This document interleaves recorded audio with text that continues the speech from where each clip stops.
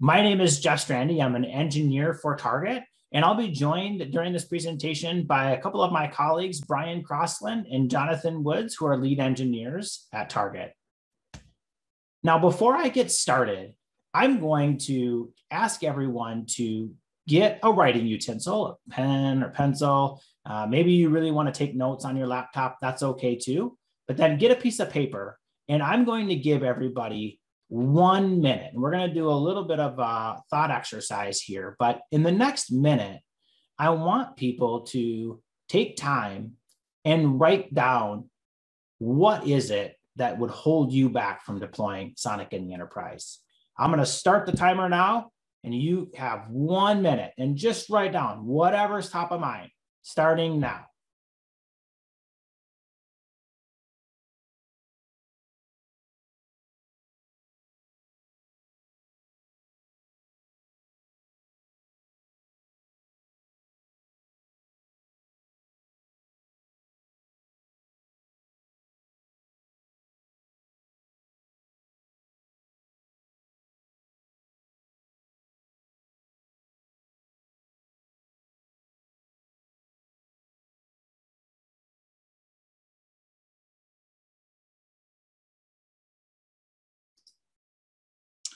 All right, so before we move on, I want to take just a minute to talk about who is Target. I imagine some of you in the audience may not know, who Target is.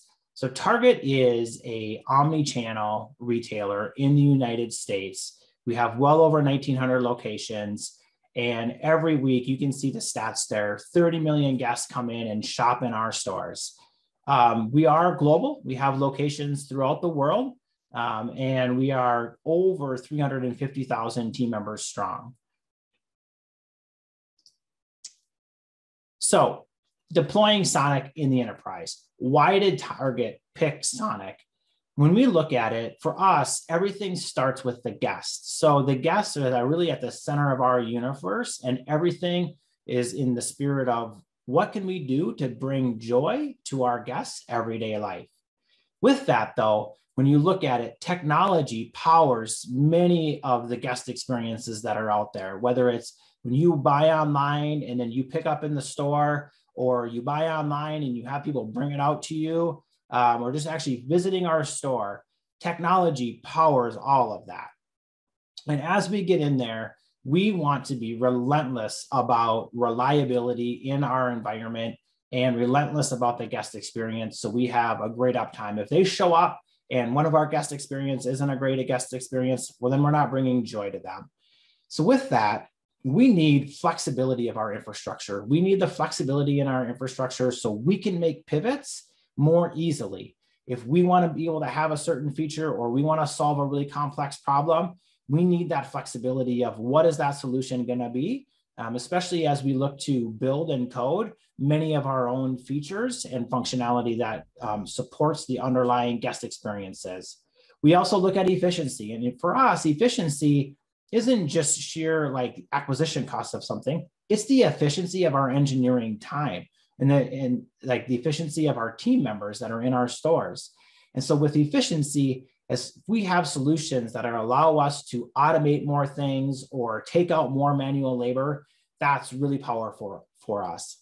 But ultimately, the only way that we can really get to efficiency and flexibility is we need control. And we need control over many aspects of our infrastructure. And the further down in the stack, all the way down into the hardware that we can get control over, so we can really control components that are going in there, the operating systems that are going on top of it, what runs on top of those. The more things that we have control over, the more that the destiny of what that guest experience is in our hands. So with SONiC, being an open source network operating system that allows us to run on open hardware that you can see out in the OCP community, that gives us a ton of control. The only way we're going to get to that level of control is through open solutions.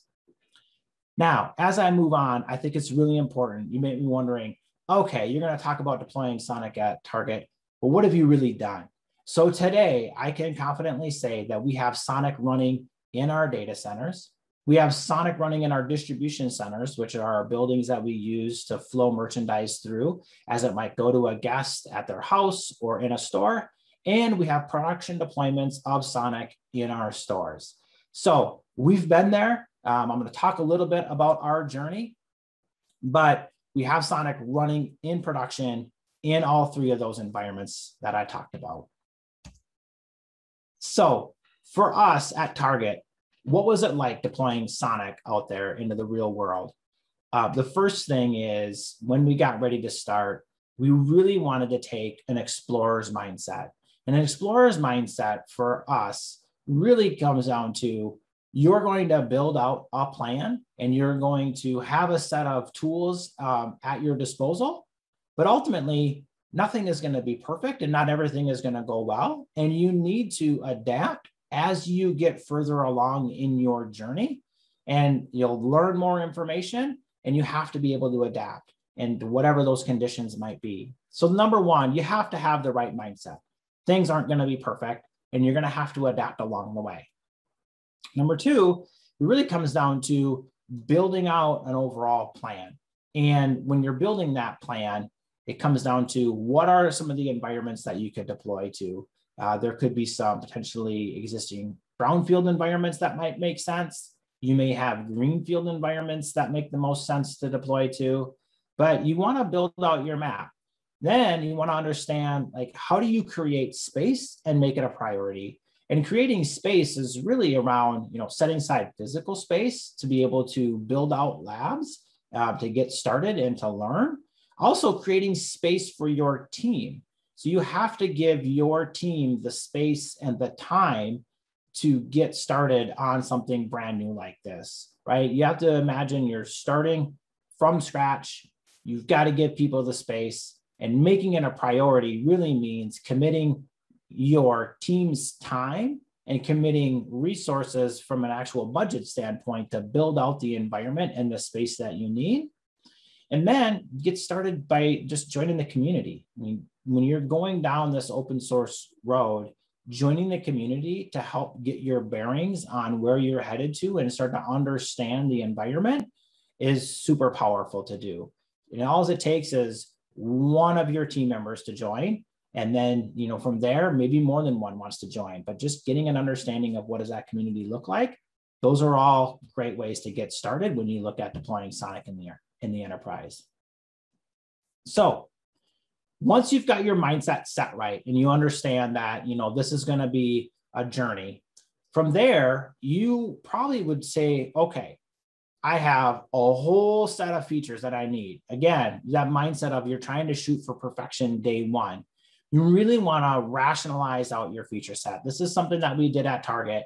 And you go through and say, okay, what are really kind of that minimum viable product set of features? Not the set of features that like, oh, someday 3 years from now, I'm going to need that thing. Or we have this one edge case used in this one building and we're going to need this.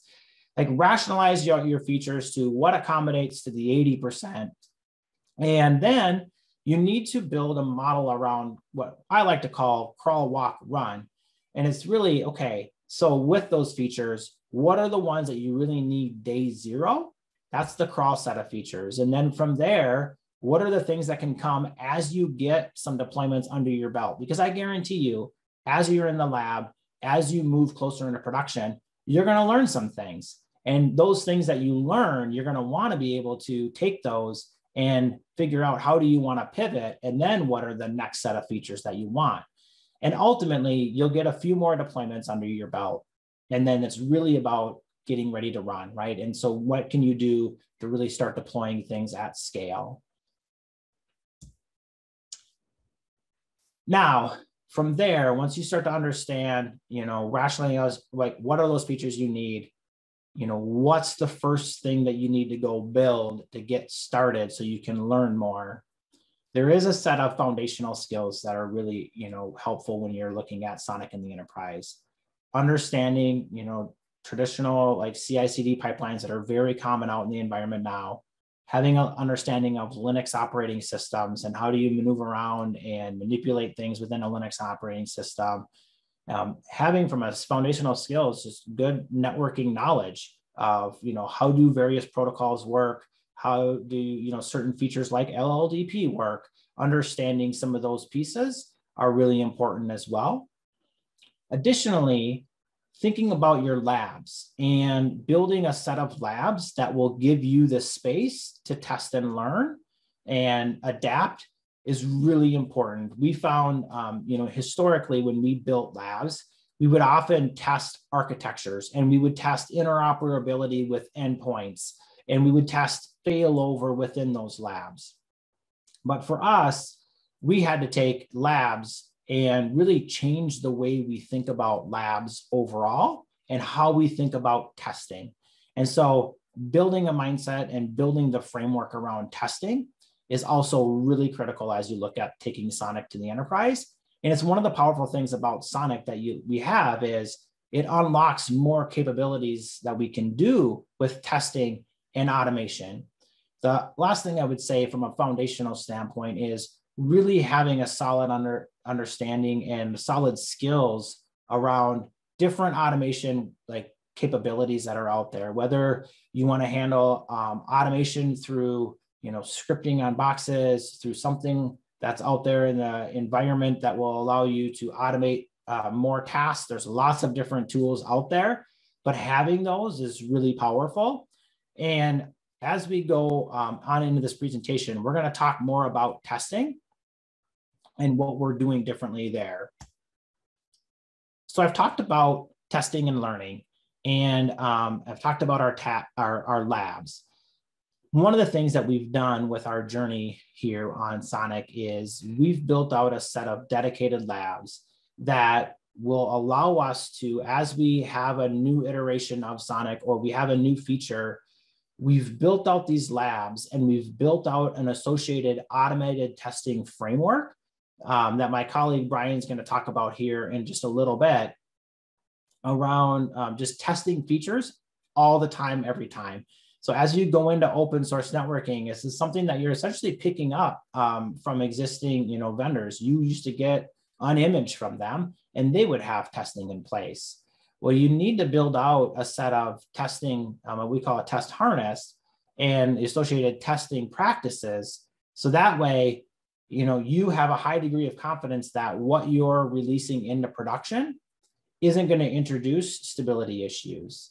And so instead of just testing like an architecture and the failover of an architecture and how long does it take for packets to fail, we're testing features and command lines and a whole new level of depth around the operating system and the hardware that's all brand new to that.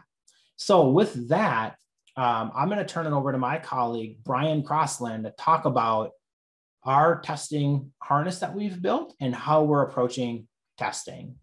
So Brian, take it away.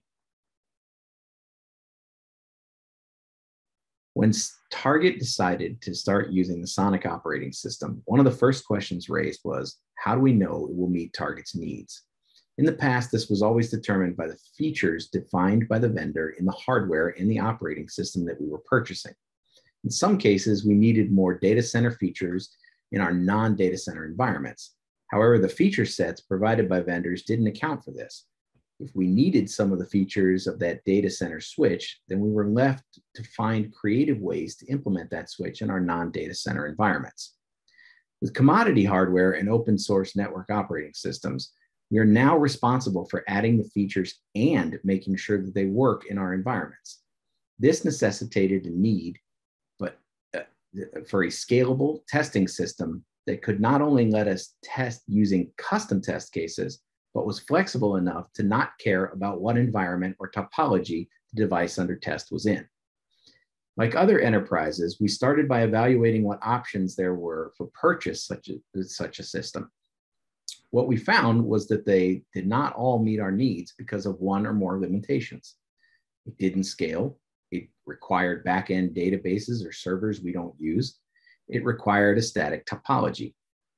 Once again, vendors would be providing solutions designed for data centers and specific enterprise environments. If we wanted to use it, our only option was to find a creative way to implement it.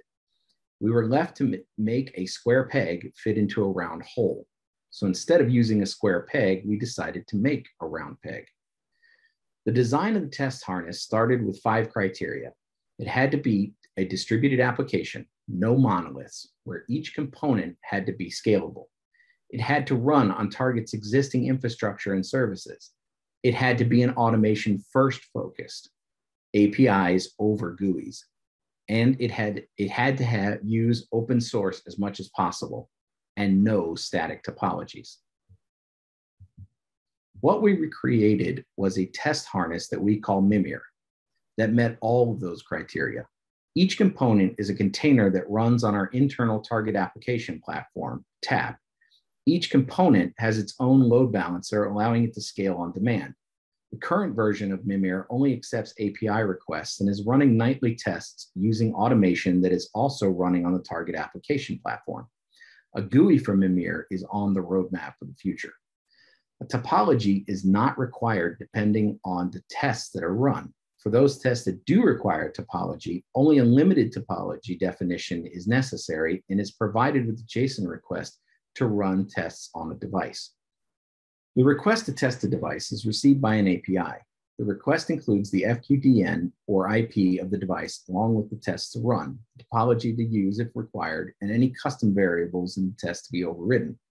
The API queues the job information into Redis, which is monitored by a worker pool. When the job is picked up, the worker checks Postgres database to see if the device is already in use by another test run. If it is free, it registers the device and then calls Vila, Target's open source pipeline CI/CD automation framework, to run a container of the requested PyTest and test infra tests. As each step of the pipeline is executed, the worker updates the Postgres database with the progress.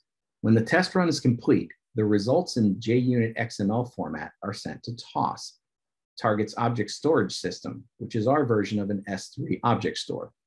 The results are read from there by another service and parsed, then placed inside the Postgres database. The results are sent to a viewer, currently the open source projector project, and a link to view the report is sent by Slack notification. Finally, metrics on the test run are pulled from the Postgres database and sent to an internal system for metrics reporting. Test results in Projector, while not the flashiest, still give us the information that we require currently on how test runs operate. We can see how many of the tests that we requested passed, how many of them failed, and which ones were skipped, and how many in total, in this case, 146, ran. What the time was to run all of those tests and the slowest test cases in the bunch. We also get, as we drill into each particular test case, you can see here, this one failed because port channel, and it's a random port channel number, 19392, did not have the correct ports. If we needed to see additional failure details, those are provided here so that we can drill into the test to see what went wrong. If we need the system out, we can see all the information that we're pumping to system out in a test, and anything that would show up in a system error capture is provided here. We can sort by failed test results, as well as just viewing all the tests or go to the slowest tests. The dashboard is simply an overview of each individual test. On the roadmap is a future enhancement to this test harness to allow us to link each one of these tests together by device ID to tell us whether or not a device is getting better in its testing or getting worse in its testing. We'll be able to see which versions of the operating system were performing better and which tests were failing overall, given a lengthy historical time period. I'm going to hand you back to Jeff for the rest of the presentation. All right, thanks a lot for that, Brian. That was a great demo to walk us through. Showing the power of the network testing that we also have. So if we have something that pops up in our lab, having that ability to go in and create test cases that are really particular to target and in our environment, and then having that confidence knowing that we have something running and that we'll flag that in an ongoing basis, right? We don't have to hope that Some, vendor solution is maintaining that test and they're still testing our environment is super powerful, but it's also really critical to build that muscle and really kind of change the way you think about testing and testing your network on an ongoing basis as you're looking at deploying SONiC in the enterprise. So Brian mentioned this, and one of the things that was really important for us as we were looking at SONiC in the enterprise was this concept of an automation first mindset. Now, I know automation has been out there for a long time, and that idea of you should automate things, but automation first for us is really that idea that I'm going to get started automating everything from day one. So automate as much as possible right away versus a more traditional mindset where, hey, let me perfect the configuration of this and perfect how I want this thing to build and then automate it. So it's really kind of an automation after you've gotten something built. With an automation first mindset, that unleashes power. So that way, if you need to start back over and rebuild, like your willingness to kind of throw away yesterday's work and start fresh greatly increases. And it's going to help you with velocity over time. As you have to rebuild something, instead of it maybe taking a day or two, you might be able to rebuild in just like an hour or so.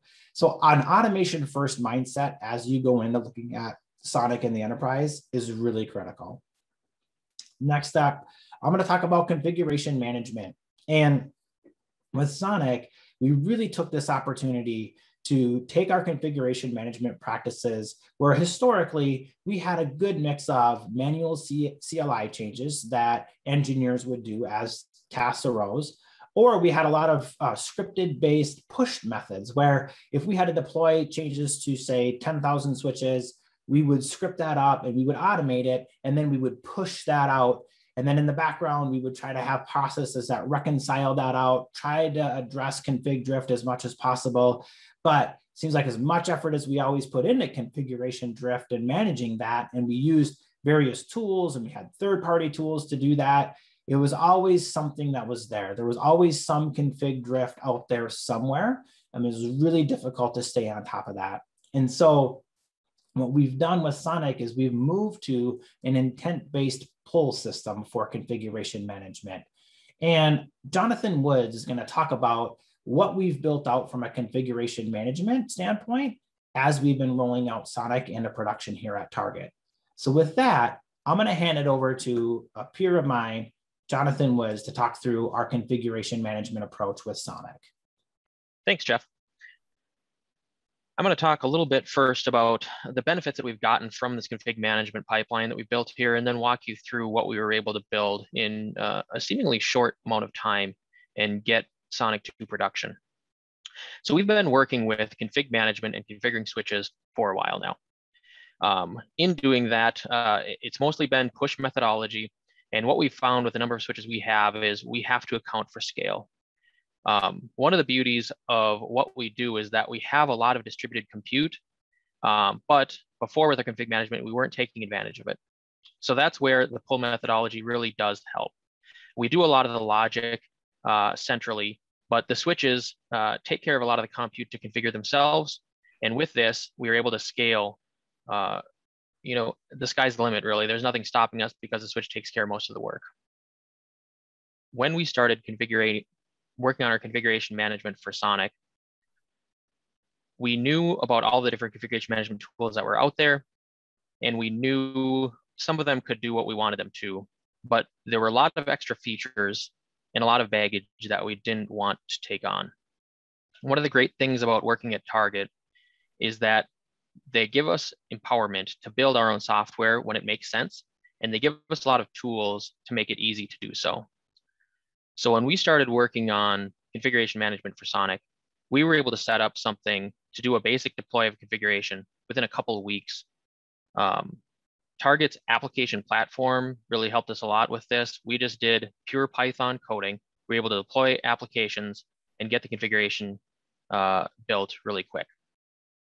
So I'll walk you through this configuration management pipeline and kind of explain what we came to. And this is after a couple months building it. We started out small. We did what we needed to do to get the configuration built. And then because we were building configuration management along with our journey, figuring out how SONiC worked, by the time that we were comfortable with how SONiC worked and we had the architecture built, our configuration management was just as ready to go as our understanding of SONiC. So I'll start in the upper right corner with the stored config JSON. So what we've done is we are building configuration JSON objects here. You can think of it as a golden config. This is what we use to translate all of our source of truth data into a Python object in this case that we could use to configure a switch. Then if you go down to the lower right, you see there's a switch and there's an agent that exists on it.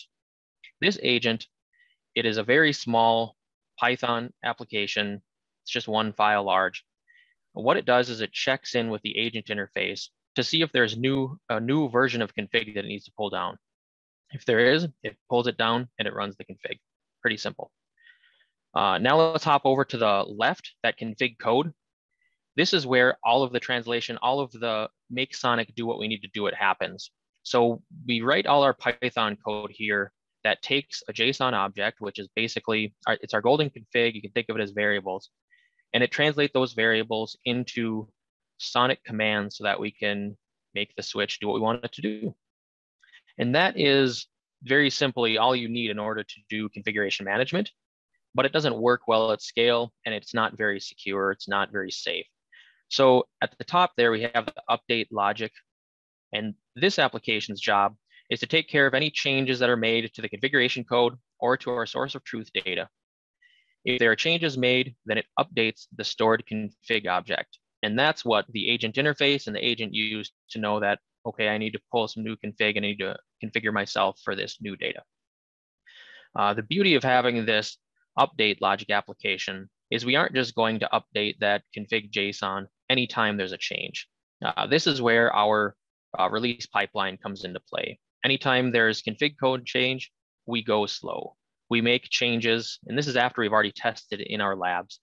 But as soon as we push it to the next production phase, the update logic works really slow, and it goes to a couple switches at a couple sites, and it waits to make sure that the update happens.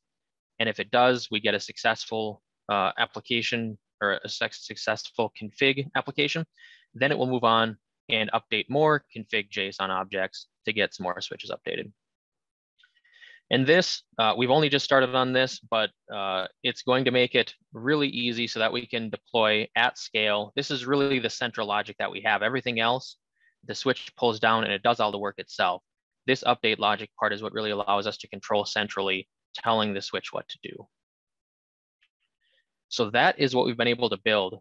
And there's a lot going on here, but honestly, it's not much code. And the beauty is that it is all written by us and there's nothing hiding under the hood. We can make changes very easily. We've been able to go from something simple to something more complex, and we're going to keep adding to essentially make it as secure as possible so that all configuration changes go slow and are tested thoroughly before they go to production. With what we've built so far in this configuration management, it's making it much easier to go to scale and get this OS on a bunch of switches without worrying about running into issues in production. One thing you always have to worry about with configuration management and management of network devices in general is changes. That's where a lot of your problems happen. And we want to prevent people getting into our switches as much as possible, and we want them to make changes via configuration management. And we really have started with 100% configuration management in mind. We're not making any concessions and saying, oh, if you need to make this change, we're gonna allow this to happen. If there's anything that needs to change, we're building it into configuration management. That's the way we started, that's the way we're going. And it's been working out well so far, and it's allowing us to go to scale really quickly. So that's our configuration management system that we've been able to build in our SONiC journey. I will pass it back to Jeff now to take over. Thanks a lot, Jonathan. So a lot of great work by the team, and SONiC has given us this flexibility. And really, it's one of those things where you build your plan and you say, hey, this is a great point where we can kind of completely rethink how we do config management and really improve our overall operations and reliability of our environment. So with that, take a minute, take a look at your list. What on that list is there because you're aiming for perfection? Or what's on that list because you're not really sure how to get started in general? How many of those things are on that list are really false barriers? Whereas if you give your team time or you take time yourself and you have to just take one step to get started, you can get started in deploying SONiC in the enterprise. That's what we had to do. We made it a priority. We created a space for the team. We built the right mindset on it. And then we just started taking steps. And with that, you should take your first step. It's going to be a good journey deploying SONiC out there. Look at your plan. Reach out to the community. There's lots of players out there. There's a good ecosystem for SONiC as far as software, hardware, the community of itself. Feel free to reach out to us at Target. We're willing to talk and share about our journey with SONiC so far, but you really have to just take that first step to get going on deploying SONiC in the enterprise. Our call to action for everybody is join the community. SONiC community's out there. Join it, get plugged in, see what's going on. And with all of that, thank you everyone for your time today and listening to what it was like for us to deploy SONiC in an enterprise environment. Have a great day.